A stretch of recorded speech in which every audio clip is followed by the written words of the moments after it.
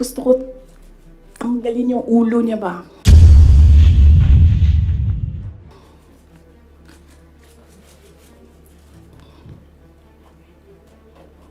I realized toxic na yung relationship. Imagined myself cutting his head.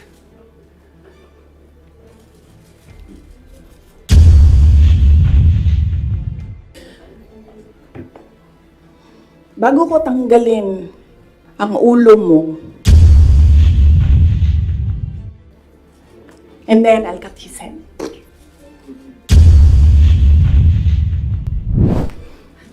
Ma'am, yes, ma'am. Joel, DWIZ. Yes. Ma'am, good morning. Ayong buntag, ma'am. So, tanaw ni mo, ma'am, sa tingin mo, ma'am, dapat tumakbo na lang po kayong presidente? Hindi din. Kung papabalikin ako, tatakbo kang vice president. Lagay ko dyan. Drag me to hell. Ma'am Marlene po, from Radyo sa Estranta. Here po, ma'am. Yes, ma'am. Ma'am, having said na hindi mo kasalanan na hindi marunong maging presidente, yung nakaupo ngayon, ibig sabihin ba ma'am, hindi po kayo kontento sa trabaho po ni Pangulo? Kaya nga umalis ako, di ba, sa administration. Hindi ko na gusto yung mga naririnig ko dun. Hindi ko na gusto yung mga nakikita ko dun. Kayo, kung gusto nyo ng pera, natatakot kayo, kayo lang. Huwag niyo na ako isali. The reason why, noong 2016, ito, sidebar na lang ito, hindi ito kasali, lalo tayong katagal nito. Huwag na yan. Sige. Ano? O hindi. Hindi ko na gusto. Kung presidente niyo siya, okay lang. Ako, hanggang vice president lang ako. Hanggang number 2 lang itong bansa na ito. Wala itong number 1 para sa akin. Yes. Bea, Mamborajo. Yes po. Hi ma'am, kanina po kasi sinabi nyo na, ma'am here. Yes. Kanina po kasi ma'am sinabi nyo po na hindi ka naman po inask ni VP Lenny para maging vice president niya. Did you somehow wish na sana inask ka na lang po niya na maging vice president niya to run alongside her? Hindi, ma'am. Uy, ginoo ko kung nidaog si Lenny. Gukdon, manggihapon na nila si PRD, di ba? Mag-ICC, gihapon na. Ay, samot na. Si Trillanes o si Lenny, magkauban man na sila. So, kung presidente si Lenny, ilahag hapon ng ICC. Alam niyo ba bakit hindi umuusad yung ICC? Kwento ko sa inyo next time. Masyado na kayong madaming material. Pwede na natin i-cut ito. Red Mendoza. Ma'am, sorry po ma'am. Ma'am, may hanging question ako sa inyo the last time kasi ito yung tungkol dun, yun nga, you're referring nga yung tungkol doon sa tandem ninyo with the President BBM. And do you think po ba may regret po ba din kayo kasi yung mga supporters ninyo were forced to vote for the President as tandem? Yun nga yung sinasabi ko before na kasi may mga supporters din si President Marcos sinasabi na budol din sila sa Nino? inyo. Budol ako. Oo, nabudol din daw kayo sa nabudol din sila sa inyo. Kasi parang gano'n sinasabi ng mga loyalista ni BBM na bumoto sa inyo as tandem. So, pwede na po ba masagot yun, ma'am, kung sa tingin niyo po ba bumaba yung pagbaba ng inyong suporta sa mga loyalista ni BBM ay parang enough po ba sa inyo na or does it matter po ba na bumaba yung suporta ng mga loyalista ni BBM sa inyo? Hindi ko alam kung ano yung nire-refer nila na nabudol ko sila. Hiningi nila sa akin yung kampanya ko, binigay ko sa kanila, nanalo sila. So, saan doon ang budol? Nung tumulong ako sa administration, ang DepEd was what? Top 3? The morale of the teachers were so high na they were happy maghirap na magturo. Rain or shine doon sa mga classrooms. So, saan doon ang budol? akin ba yon kung number 3 ang DepEd? Ako ba ang presidente? Hindi. Sa kanya yon. Cabinet member lang ako. Diba? Accomplishments ng DepEd. Sa akin ba yon? Hindi. Sa bayan yon. Accomplishment yun ng president.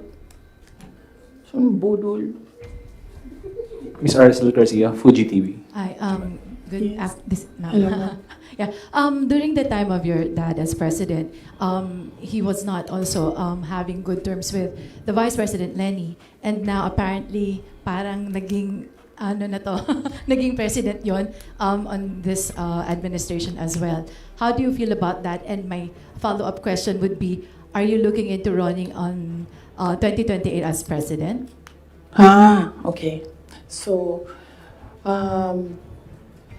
si PRD, in all fairness to the person, hindi yun nanggigipit ng tao. Hindi niya ginipit si Lenny Robredo. Tinanong ko, bakit 700 lang yung budget ninyo at the time? Kasi 700 lang talaga ang pinropose. Hindi natin alam anong rason. Yan yung sinabi ko doon sa budget hearing. Hindi siya nanggigipit. Sinuspend ba ni PRD o tinanggal sa pwesto mga politiko na kaibigan ni Lenny? Lahat ng mga tumatanggap sa kanya doon sa iba't ibang lugar, nasuspend ba yun? Nawalan ba ng budget? Wala naman. I don't remember anyone ever complaining na naalis sila sa pwesto kasi kaibigan nila si Lenny Robredo. Wala. So, hindi yan siya mahilig manggipit ng kalaban. Kung maalala niyo, kalaban niya sa politika. Hindi sa personal na buhay. Sa politika, si Speaker Nograles, never yon nagipit sa Davao City. Si Trillanes, yan. Mortal enemy niya si PRD. Si PRD thinks nothing of him. Pero, ginipit ba yun? Wala. Diba? Kita nga natin siya kung saan-saan. Kita nga siya sa kasamang Lance Mego, Diba? Newswatch Plus. Good morning, ma'am. Hello. Good morning. Yes, sir. Good morning po. So, since we're on the topic of the election, 2022 elections, recently po kasi nagkita si Pangulong Bongbong Marcos at si Vice President Robredo sa isang event sa Sorsogon. And may sinabi po si BBM, si Pangulong Marcos, na this may be a step for political reconciliation. How do you feel about this meeting and that statement? Wait lang ha. And the 2028 question, ma'am. Oo. Sa sunod na lang yan, ma'am. Ano ba yung sinabi ko na date? Kailan nga ba yun? Fourth quarter of 2026. Fourth quarter of 2026. So, kung mag-advise ako kay Lenny,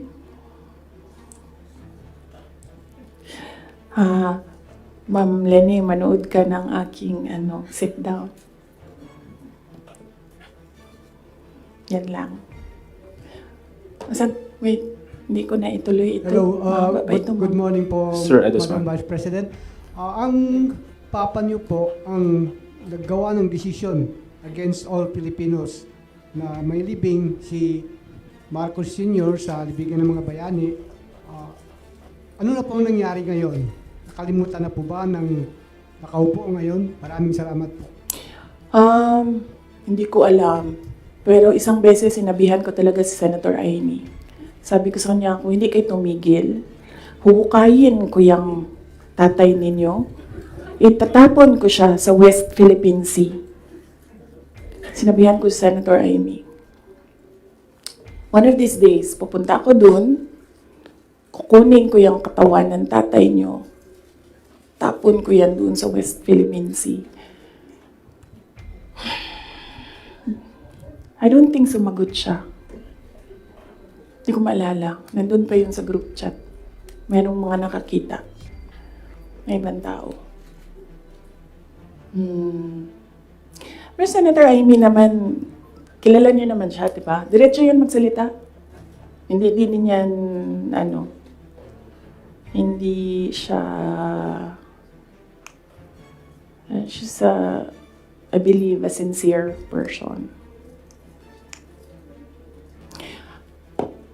Saan na tayo? Yes, sir. Next. Substantiate your claim na hindi marunong maging presidente.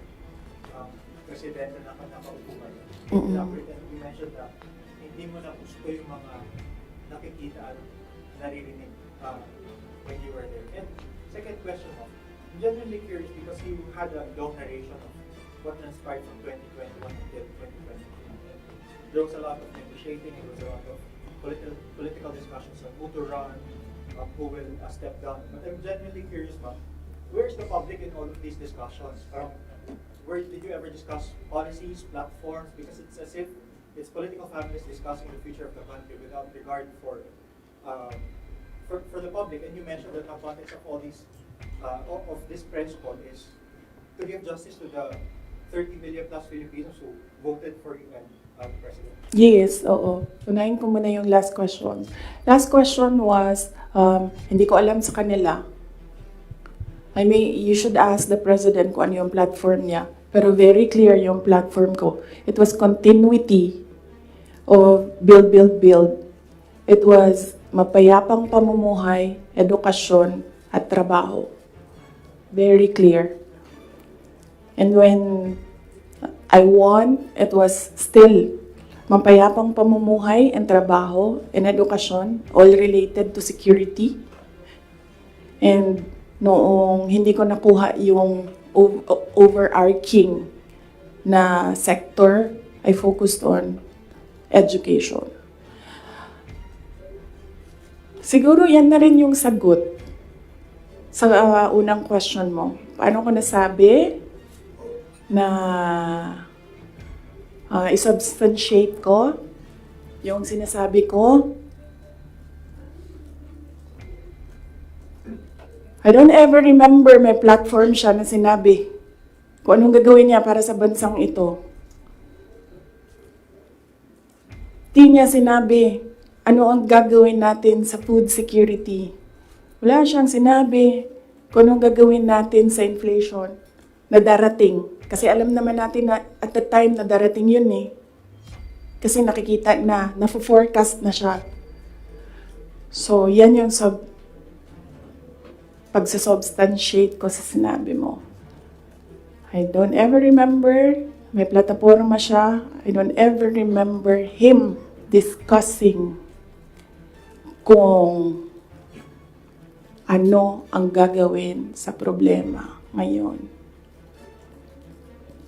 Alam niyo noon, pag pumupunta ko sa 7-Eleven, expensive yan na tindahan, di ba? Ay, sorry, 7-Eleven. Pero yes, expensive sila. Kasi, ano sila, go-to. Mabilis ka makabili, nandun yung kailangan mo. 1,500 ko noon. Bili na ako ng corned beef, bili na ako ng tinapay, bili na ako ng kung ano-ano. Ngayon, ang 1,500 ko, tsokolate na lang ang mabili ko. Tsaka ice cream. Wala na ang corned beef, wala na ang tinapay. So, yes. Senator Marcos Hasen, yung sinabi mo na itatapon yung Just a very quick follow-up. When did the conversation happen between you and Senator Amy na you mentioned natatapon Hindi yun? kasi conversation yun eh, group chat yun. Tapos, noong banat sila ng banat, sinabihan ko na talaga siya. Sabi ko, one of these days, huhukayin ko talaga yan. Tapon ko yun, West Philippine Sea, yan tatay ninyo. Okay, so, pwede tumuloy na muna tayo. Ha? Kasi gutom na ako. Ma'am, Ma'am, Kelly Cordero po from Bombo Radio. Ma'am, since sinabi niyo po na hindi niyo nagugustuhan po yung pamamalakad ngayon ni PBBM, kung irarank niyo po in a scale of 1 to 10, 10 is the highest, ilan po ang rate nyo sa performance po ni PBBM? Nasabi ko kanina, 10 is the highest, 1 lang ang rating niya. Sabi ko na kanina, di ba, kung kayo gusto niyo, wala man akong problema. Huwag niyo na lang ako isali. Ako, hanggang number 2 lang ako. Walang number 1 ang Pilipinas ngayon. Kung meron man, ang daming number 1, iba-ibang direksyon sila. Bonds follow-up? Ma'am, follow-up lang po. Since you mentioned na President Ferdinand Marcos, you don't remember at all him discussing with you kung ano yung platform niya when he run for the presidency. Pero kayo po ba, did you insist na parang sa part ninyo, this is what you want for the country? Yes. Yes. running? Oo. Sa kanya or sa tao? Sa kanya po, nung nagdi-discuss kayo na dapat po may plataforma tayo. Kasi naman, di ba, ang expectation mo, pag tumakbo yung tao, meron siyang sinasabi na gagawin niya. And, pasensya na. Pero nung nakaupo ako doon at the time, hindi ako nakikinig sa kanya. Ang naririnig ko lang, sama-sama tayong babangon muli. Apparently, yun lang yung naririnig ko. And when you say, sama-sama tayong babangon muli, you will do something to make this country the best that it can be. Kasi sama-sama tayong babangon muli, di ba? So, ibig sabihin, walang maiiwan. But apparently, madami ang naiiwan ngayon. Yun lang naririnig ko noon. Ang mali ko ata is nag-assume ako na when you say, sama-sama tayong babangon muli, gagawa ka ng mga bagay para sa bayan at para sa taong bayan. Nag-assume ako na ang gagawin niya ay mas maganda pa, mas maayos pa, mas magaling pa sa lahat ng dumaan na presidente. Sir, ako din kaganyan sa'yo. Tapusin na natin ito. Otherwise, hindi tayo matapos ngayon. Babalik tayo bukas, Sabado. Ma'am, ikaw lang yun at ako, ma'am. Sila, they want a weekend, ma'am.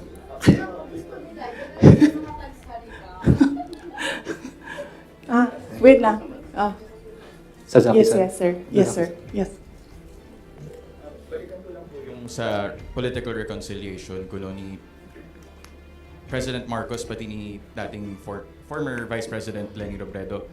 Hingin ko na lang po siguro yung assessment nyo na bilang, ayun nga po, tumakbo kayo kasi ginamit kayo para manalo laban kay Leni kasi nga natatalo na raw sila. So sa tingin nyo, bakit po kaya ngayon nakikipagkita? Bakit ngayon nagkakaroon ng movement towards political reconciliation habang nag-aaway kayo? Oo! Sabi, di ba, sinabi ko na yan ng budget hearing, ako na lang man isa na iiwan dito. Ako na lang isa na iwan dito. Nagsama-sama na ang mga dayuhan, huwag niyo akong tanungin about foreign policy. Mga dayuhan, mga NPA, mga smuggler, mga drug addict, ang mga yellow, liberal, at sino yung isa? Administration. Sama-sama na yan sila lahat.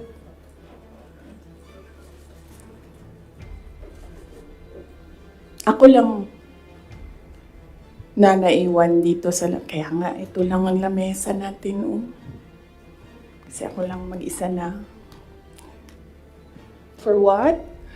I think, di sila ganahan siguro sa kuha. Tingalig di sila ganahan sa kuha. Nga na mag-inom mga insecure.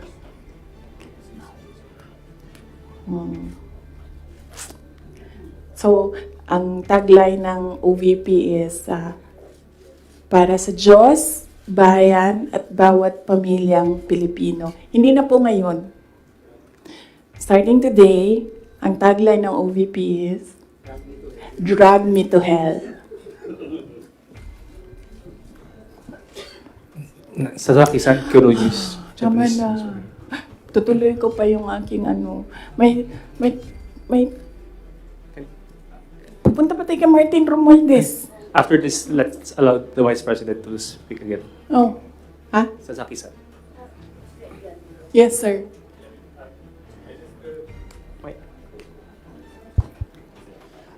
I just wish to have a question. If you didn't participate, if you didn't join Unity as a vice president 2 years ago in the election, do you think BBM could not elected? And do you think that was better result for people of the Philippines? And also, do you feel your contribution was underestimated or ignored by the administration? Contribution to the campaign, to the election. Okay. If I did not run, would he have won? I do not know. I've not seen his numbers without my number, but I'm sure their side has seen his numbers against Leni Robredo with and without Sara Duterte. So, I've not seen it. I wouldn't. Maybe I think they know that they will not win because that was what Senator Aimee said. We cannot win against Leni Robredo without Visayas and Mindanao. Yes. The other question is, Do you think if you didn't agree in the unity, BBM would not be elected? Is that better result for the people of Philippines now, do you think? if I wouldn't know as well. I wouldn't know if we would be in a better place if Leni Robredo is president. Something that is speculative. So I cannot answer the question if we would be in a better place if we had another president, not BBM. And also, do you think your electoral contribution was underestimated or ignored by the current administration? Yes, I believe so because we are here today because he said he was deceived. So yes, I believe yes, and they've been saying that in their communications that. In fact, ayaw ko i-mention ang pangalan niya. So I'll just mention his initials, LG. Yan ang sinasabi niya. She did not bring anything to the table. When in fact, I am here sitting down today to tell everyone they needed me. I don't need them. So, sabi ko kanina sidebar, hahaba yung yung 2016, balik tayo 2016. Kanina, 2021 lang tayo ngayon. Balik tayo 2016.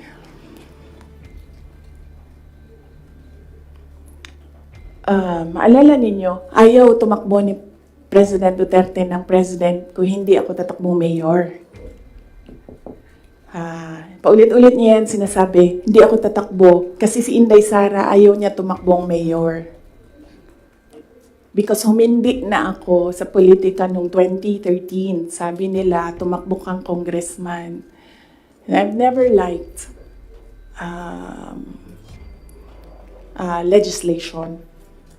I'm better at execution. So, sabi ko, no, hindi ako tatakbong congressman. I'd rather work sa law office. So, 2016, sabi ko, no, I'm done. Bahala kayo kung ano yung gusto nyo. But he said na, no, I cannot run kasi ayaw ni Inday Sara tumakbo. Ayaw ni Inday Sara tumakbo ng mayor. And then, pinilit ako ni BG, said some things, pinatawad ko na siya ngayon. He said some things doon sa akin that I said, okay, sige. Kung yan ang gusto ni PRD, tatakbo akong mayor. You know the reason why ayaw niya ng ibang tao? Ako lang ang gusto niya. Because I don't take bullshit from anyone. Even President Duterte. That is the reason why. So, I will not take their bullshit. Bullshit sila. Sila ang bullshit. Bullshit, bullshit, bullshit. May I request the parents to give context doon sa sinasabi ng Vice President. Alam ko, nakikita, naririnig ng mga bata, pero bigyan nyo na lang ng konteksto na sometimes people curse.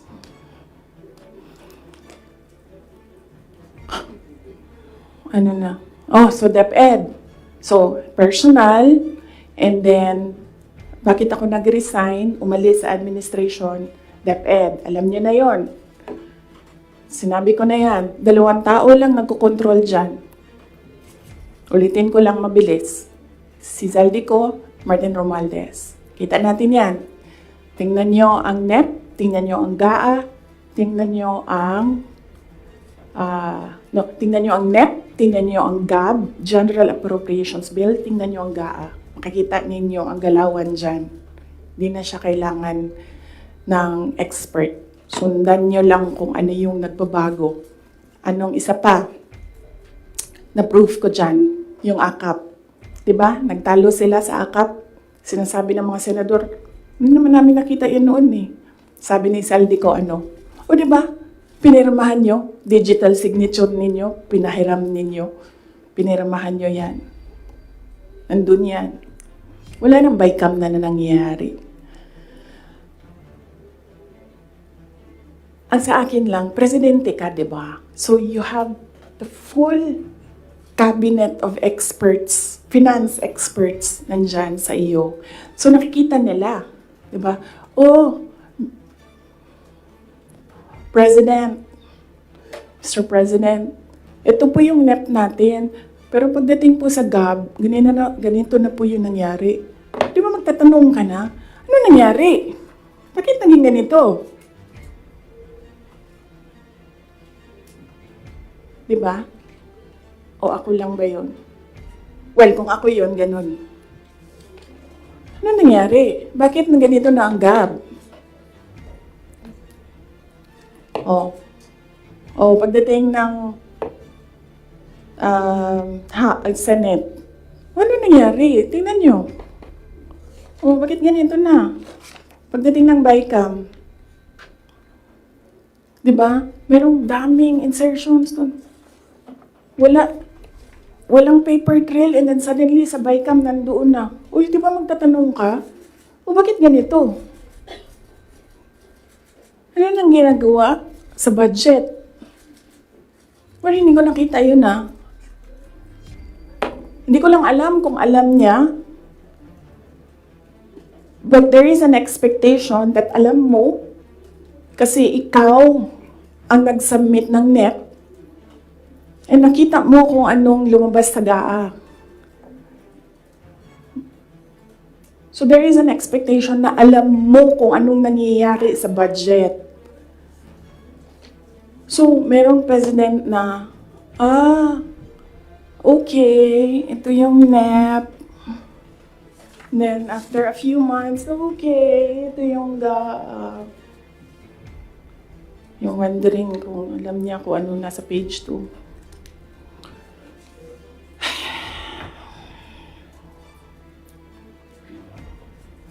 So, that's DepEd, budget. Ang huli is yung taong bayan. Okay?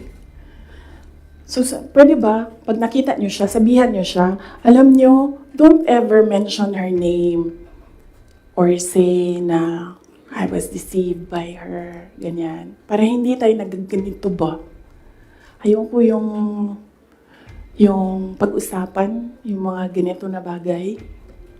So sabihin niyo sa kanilang lahat, huwag niyo na lang banggitin yung pangalan niya kasi pag binanggit niyo yung pangalan niya,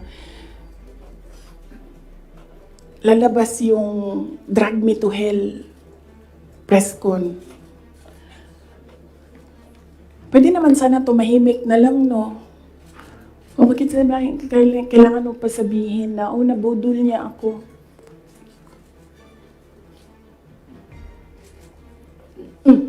So, taong bayan.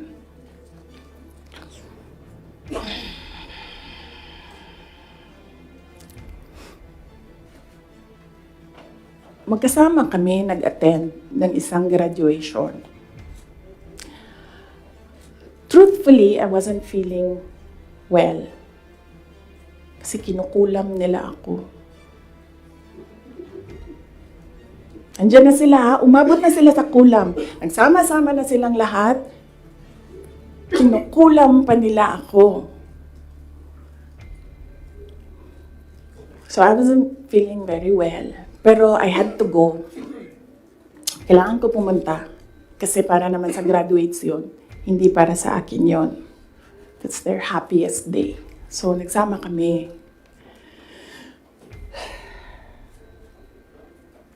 Nagsama kami. Katayo kami doon.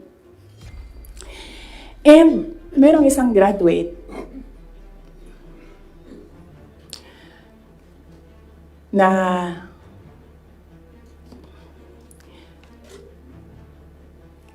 alam nyo, para sa akin, there was some sort of inappropriateness sa ginawa ng bata. Pero bata ito eh. So ikaw din, meron ka din dapat sana sigurong pag-intindi kung saan nanggagaling yung bata.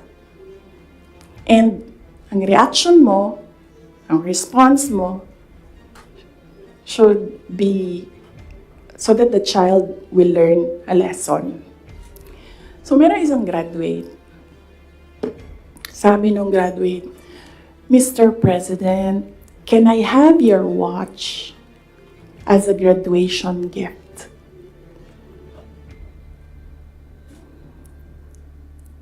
And narinig ko, tabi ako, di ba? Narinig nung katabi ko. Narinig nung katabi ng katabi ko. But apparently, this guy, di niya alam kung ano isasagot niya. So, ang ginawa niya, pinaulit niya sa bata. What did you say? So, this time, syempre bata, hindi niya alam ba saan yung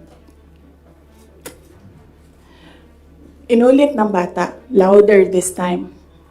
Mr. President, can I have your watch as a graduation gift? Nasagot niya.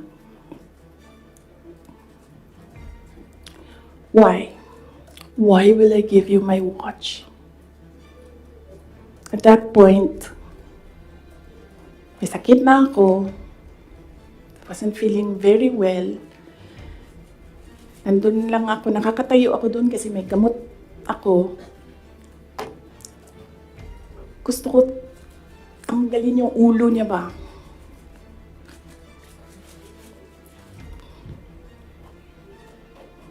I realized toxic na yung relationship.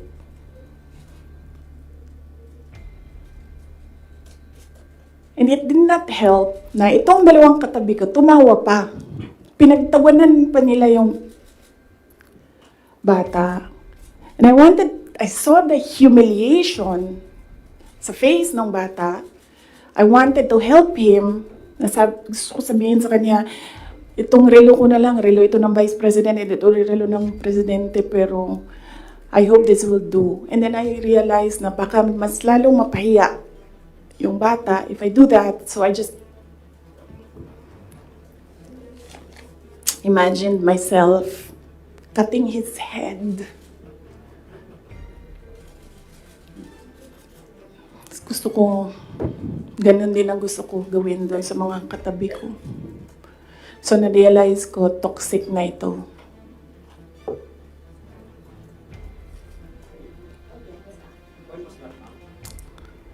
One of the graduation, hanapin niyo yung footage, makikita niyo doon yung muka ko. Tsaka muka niya. I-lip read niyo yung sinasabi niya. Why?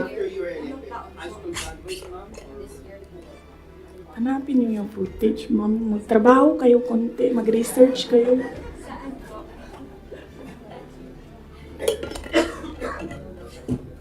So, gusto ko sabihin sa kanya,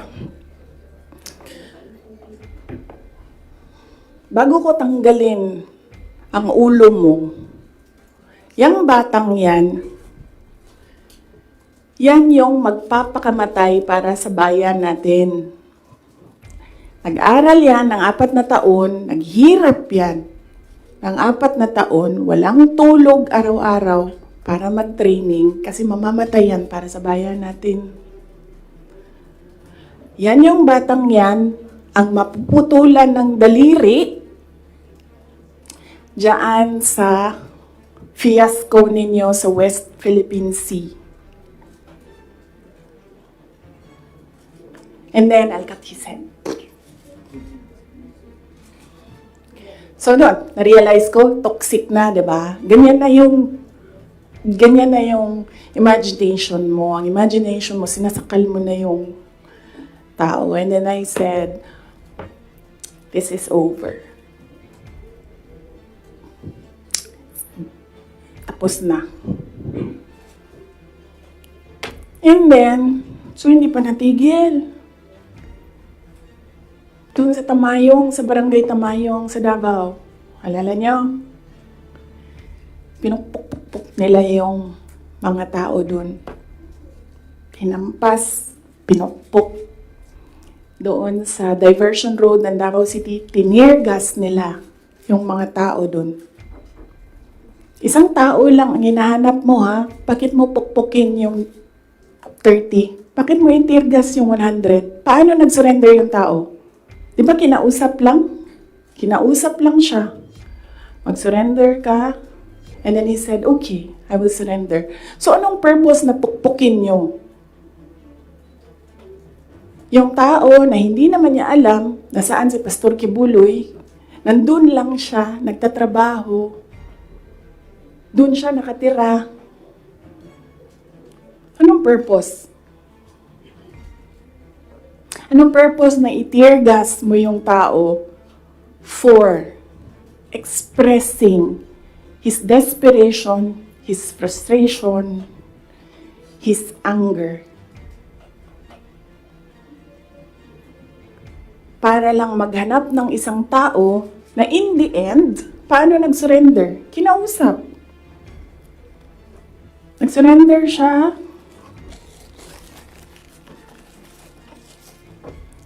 Kinausap siya. Walang napukpok, walang natirgas, walang nasaktan. And then, kailangan nyo talaga ganunin ang mga tao. And then I said, it's all over. So, umupo ako with the table ko sa DepEd at the time. And then sabi ko, sarili ko, okay, let's go to hell.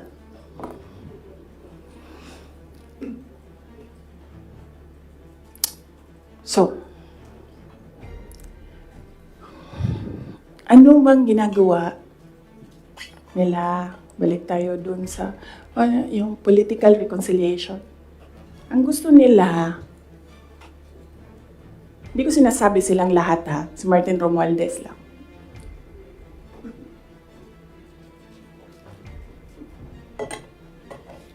Ang gusto ni Martin Romualdez,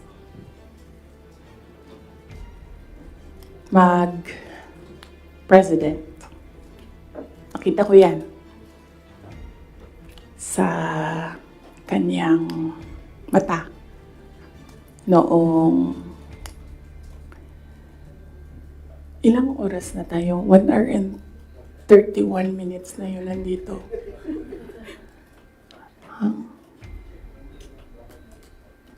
I-cut na lang natin. Tapos next week yung Martin.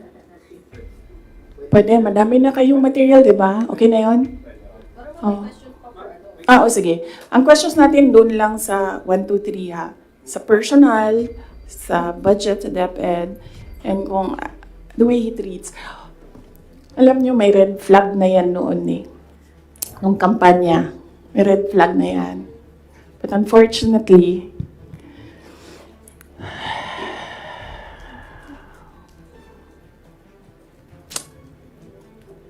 hindi ko naisip na ganun kalala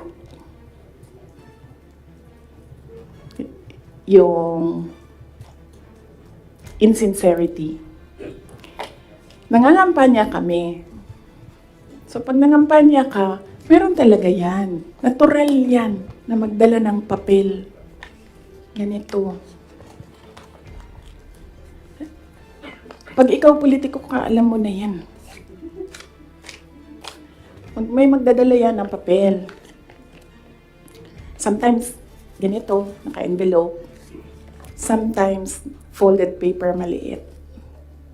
Iba-ibang ano. So,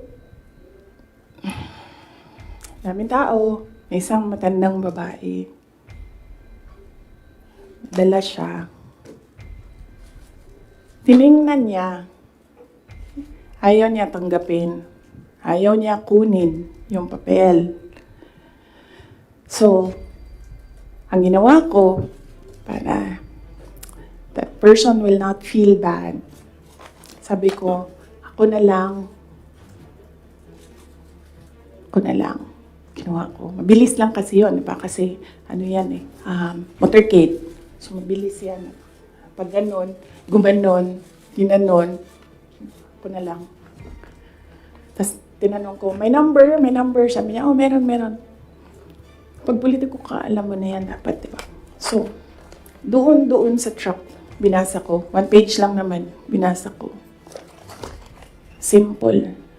Request of 5,000 pesos for livelihood. Tumingin siya sa akin.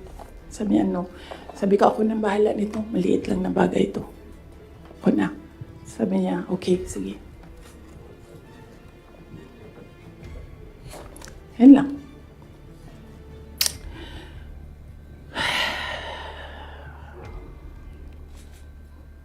Alam mo yun? Maliit na bagay yan ba? Kunin mo. Basahin mo. May number dyan. Tawagan mo. And then you say, okay. Ano ang mga documents na kailangan namin? Okay, bigay mo. And then, okay. Complete documents. Ayan, tapos. Alam mo, for some people, wala lang yung 5,000. But for other people, 5,000 is everything. Alam mo, merong governor ngayon, hanapin niyo siya.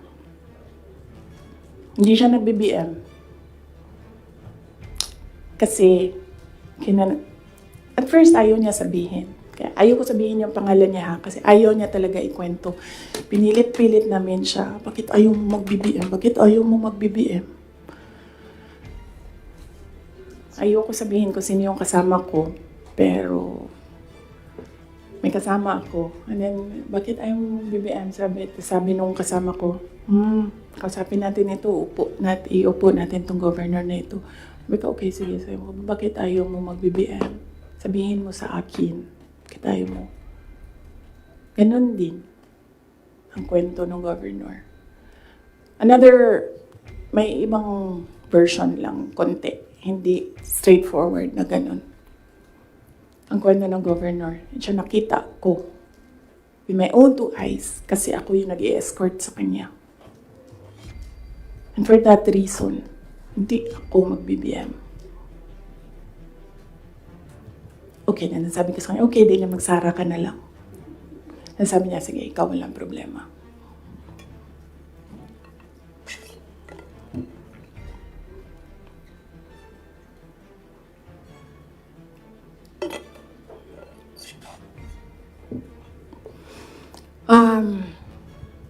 Sorry. Nag-sorry ako sa mga members ng Kingdom of Jesus Christ. Kasi I asked them to support President Marcos during the elections. And individually, kapag merong lumalapit, nagsasabi na, we are in this shit hole because of you. And sinasabi ko din, I'm sorry. I'm sorry, but sabi ko sa kanya, kung bigyan ako ng Diyos ng pagkakataon, yan lagi yung sagot ko. Kung bigyan ako ng Diyos ng pagkakataon, bawiin ko lahat yan. Hindi ko bawiin yung nangyari. Babawiin ko yung dapat para sa bayan. Alam nyo, next week na lang yung kay Martin. Pero si Martin talaga is an embarrassment for the Philippines in the global stage. Kakahiya. Next week na lang or next week after Undas. After Undas, pag-start ng house. No? Pwede. Pagbalik ng house. Kasi I think nakabakasyon pa sila lahat. Ma'am, question lang. Ma'am, nag-campaign kayo ni PBBM together, ilang buwan din po yun, magkakasama kayo araw-araw, almost araw-araw, and then syempre naging member kayo ng cabinet. Bakit po hindi kayo naging magkaibigan despite yung matagal na rin na pagkakasama po ninyo? Ni President Marcos, hindi talaga kami magkaibigan. Nagkasama lang kami, unang-una dahil sa eleksyon, pangalawa dahil sa trabaho. Hindi kami magkaibigan yan. Isipin nyo ha, noon, nung tumatakbo pa, meron kaming group chat. Nandun siya. So yun lang yung some sort of communication namin dun sa loob ng group chat na yun. And hindi siya medyo nagsasalita doon, bihira. After nun, nawala na siya doon sa group chat. And then after that, wala akong number niya. I'm sure may number siya sa akin. Kasi syempre nandyan yan sa mga staff mo, sa aide mo, diba? Yung number ng Vice President. Pero wala kaming some sort of communication. Nothing at all. Except nung magkasama kami para mangampanya. Yan lang. Sa labas niyan, wala na.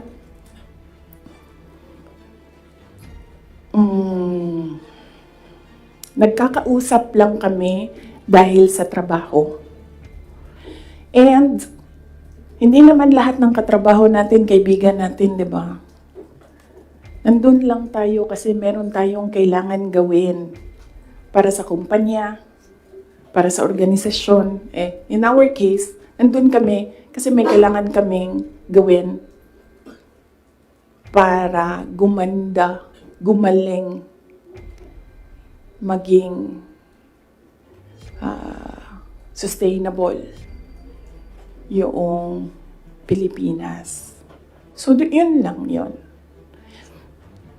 Dati naiimbita ako sa kanilang bahay dyan sa Malacanang, Bahay Pangulo. Dati naiimbita ako sa Bahay Pangulo.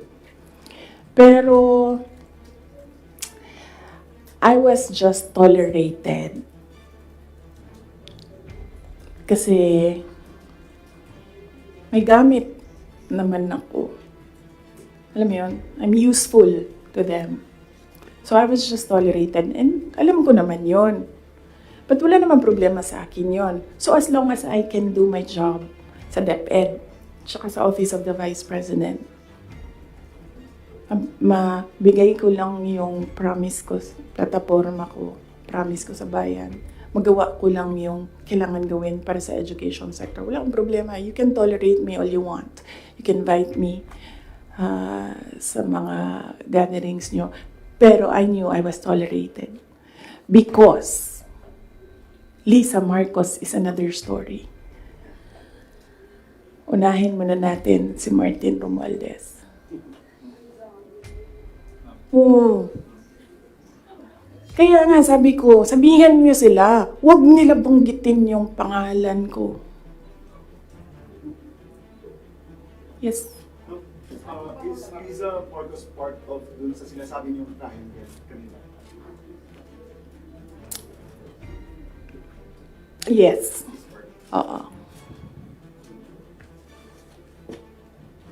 Oh, anong purpose ni Inday Sara? Ang magagawa ko sa bayan, I will call bullshit as it comes. Yan ang magagawa ko para sa inyo. Kung bullshit siya, sasabihin ko sa inyo, bullshit talaga yan. And, yes, as I said, huwag kayong mag-alala sa akin. Hindi ko kailangan ng pera. Kaya hindi ako madadala sa pera. Kasi, ang pinakagusto ko sa buhay ko, hindi siya nabibili ng pera.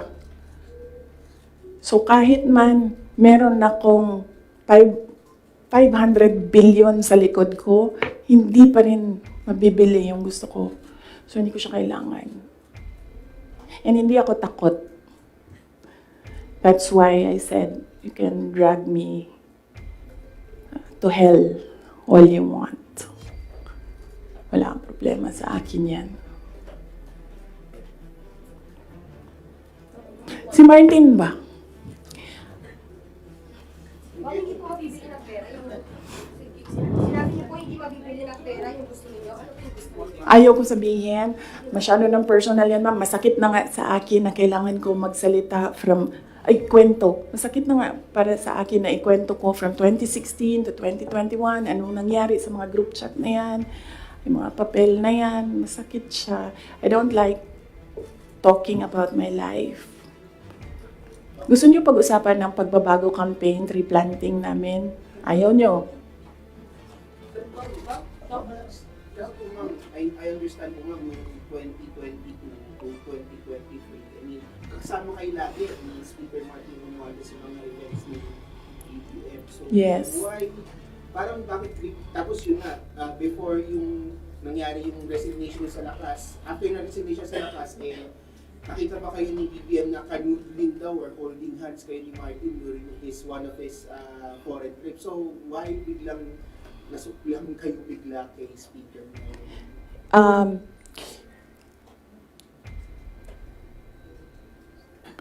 At the time, na-ambush niya ako ni Martin. Tingnan mo yung footage. Di ba nakaganyan yung kamay ko?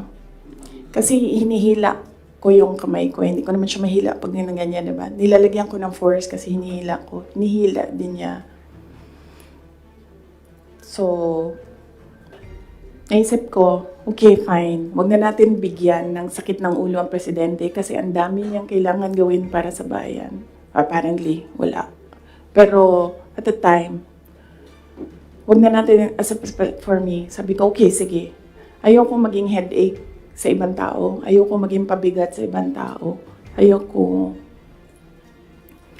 na maabala ang ibang tao dahil sa akin. So, at the time, although, hinihila ko yung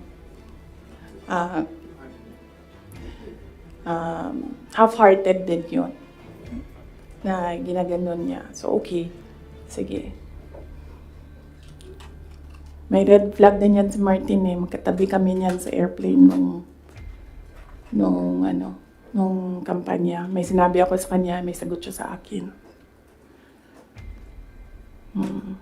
Pero yes, imagine niyo, meron tayong speaker na on record, on paper, in another country, na tumanggap ng suhol.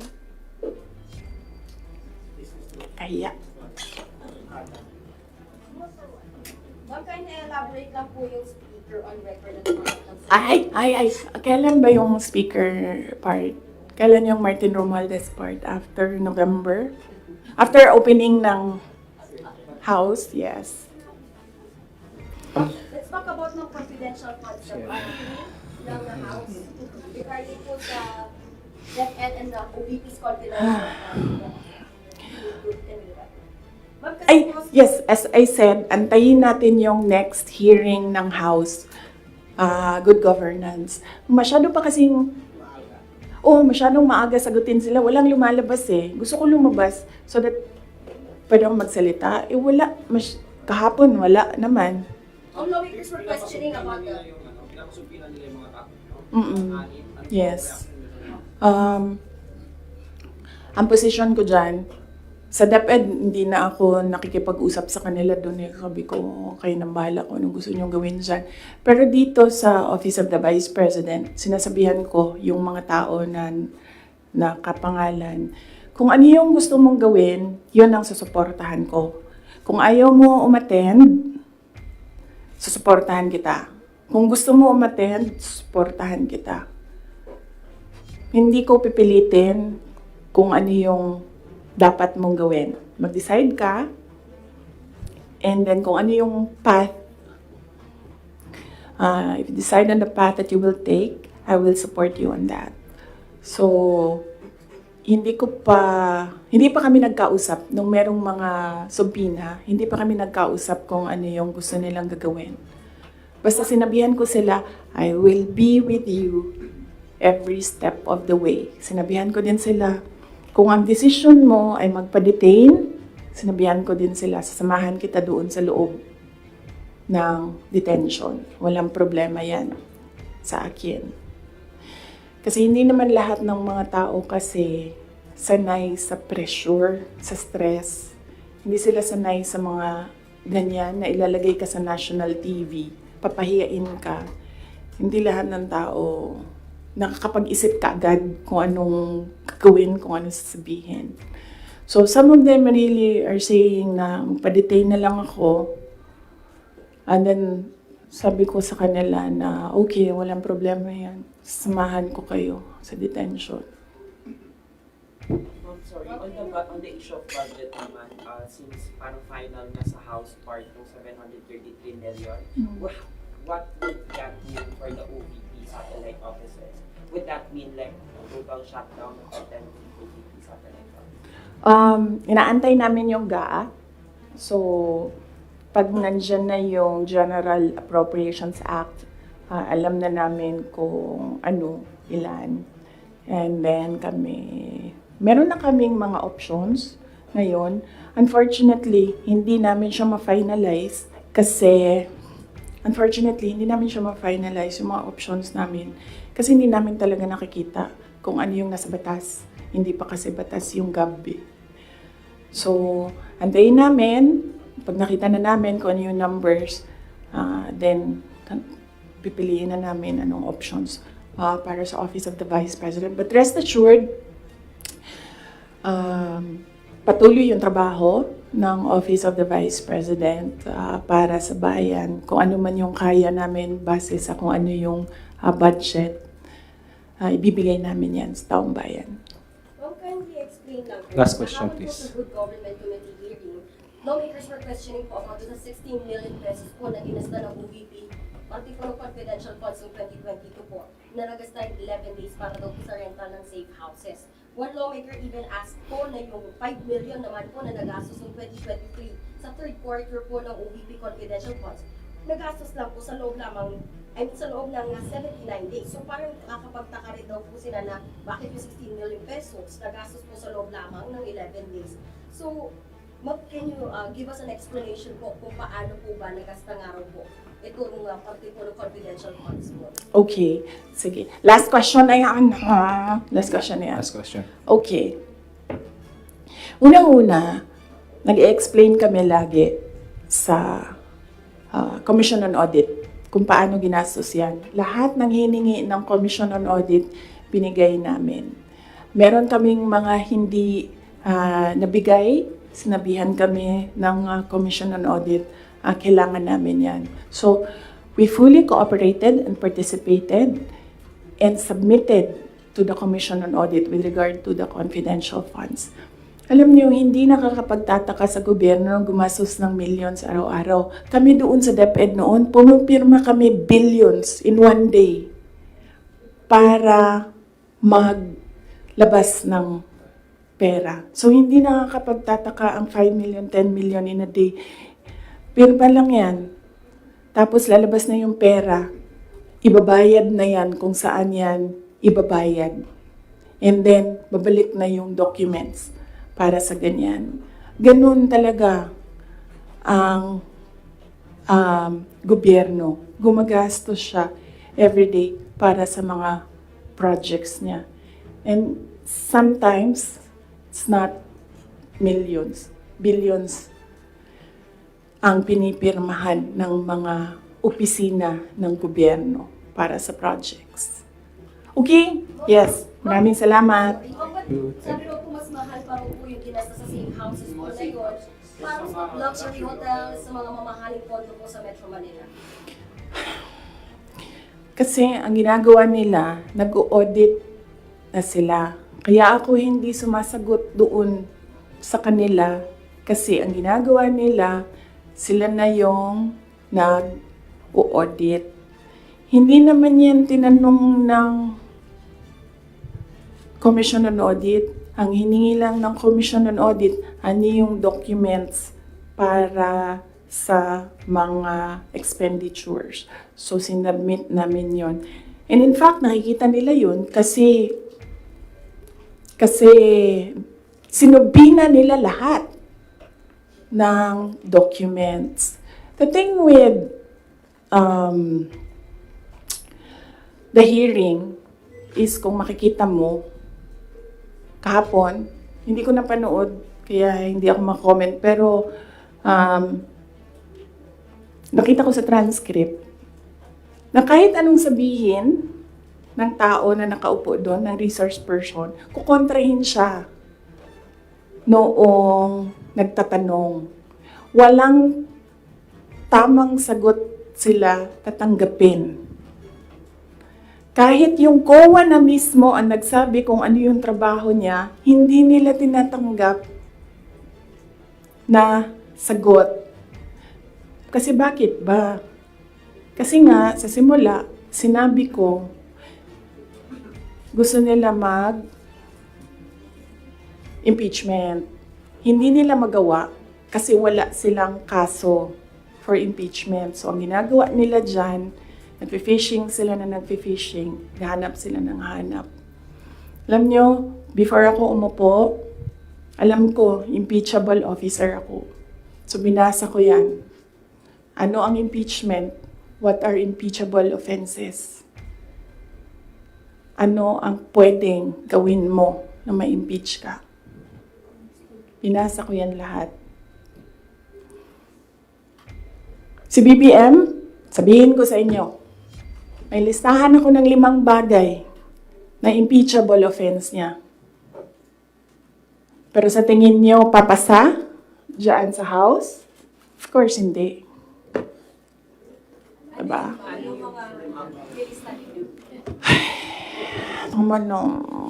Last question. Hindi ba kayo napapagod? I mean, Last question. grabe ang energy ninyo. Hindi.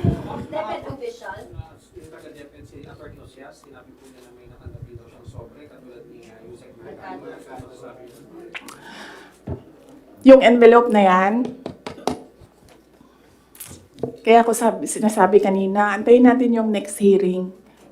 Kasi hindi pa siya enough eh. Ang gusto nila kasing palabasin sa mga tao, yung envelope na yan, galing sa, yung pera na yan, galing sa confidential funds. Yan yung gusto nilang i-portray sa public.